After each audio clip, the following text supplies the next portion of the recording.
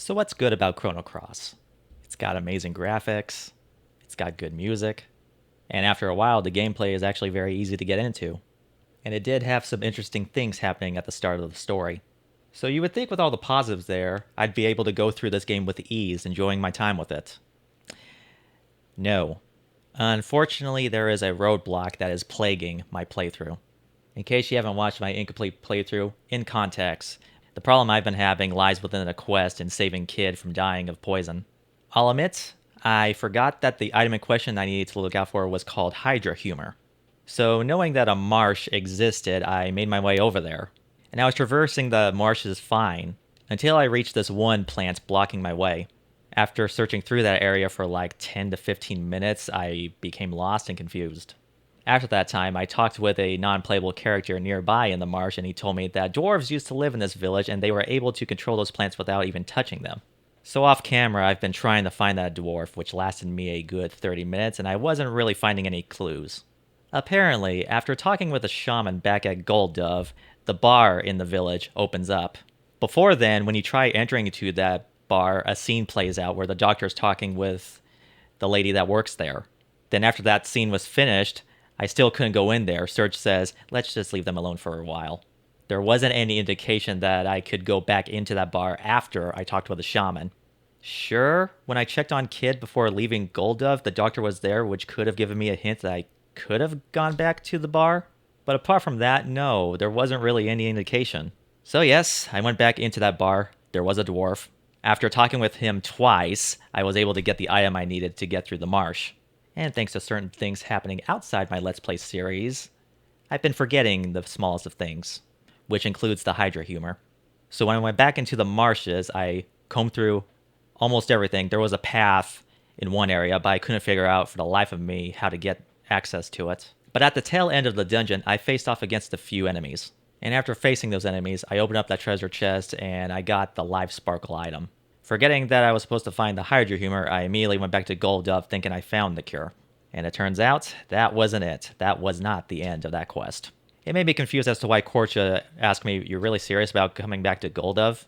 Because through my simple mind, the idea of a doctor breaking down that flower to make medicine seemed like a good idea, and it made sense to me. But after realizing I found the wrong item, I went back to the marshes and traversed that place again. And I've wasted a lot more time, 30 minutes to be exact. And unfortunately, I could not find anything. There was nothing obvious through my eyes when going through the marshes again. And I will admit, after failing to realize what I'm supposed to do, I did look up a guide. I tried my best not reading anything that's in the article and just look at the pictures to see if I can get some kind of clue. And there was a picture leading towards the Opasa beach. So I went over there and a scene did happen. Gwill and Korcha were asking Serge if he really wanted to do this. And it seems like this thing was accessible. But every time I tried walking all over this thing, I can't interact with it whatsoever. Not even the life sparkle could activate it. And then I thought to myself I could look up the guides more, and then it dawned on me. This happened exactly in my Let's Play of Final Fantasy VII. Occasionally in that playthrough, I read a guide helping me how to get through certain parts of the game's story. I even referred to a YouTuber I used to watch at the time. Nowadays, the only times I use a guide is when I'm trying to complete a side quest in the game I'm playing. The majority of the time, I don't need a guide to get through a story. And certain parts of completing that particular quest in the game didn't really make much sense in my brain.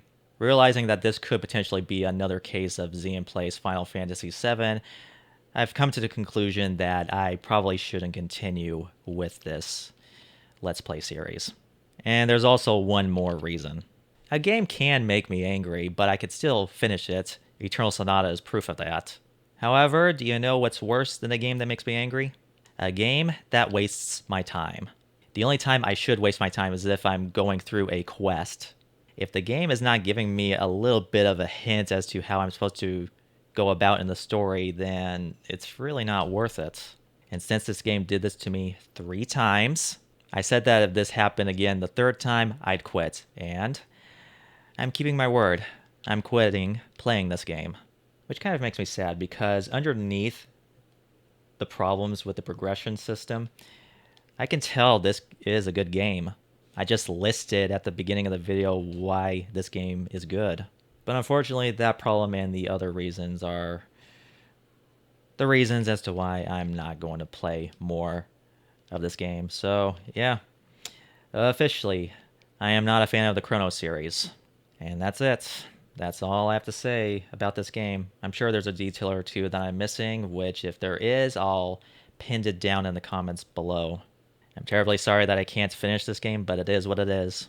Thankfully, the next game I'll play, I know for a fact I could finish from start all the way to the end. Tune into my next Xeon Plays where I'll play Tales of Exillia for the PlayStation 3. My name is Xeon RPG. Take care of yourselves out there, stay safe, and I hope to see you again soon. Bye.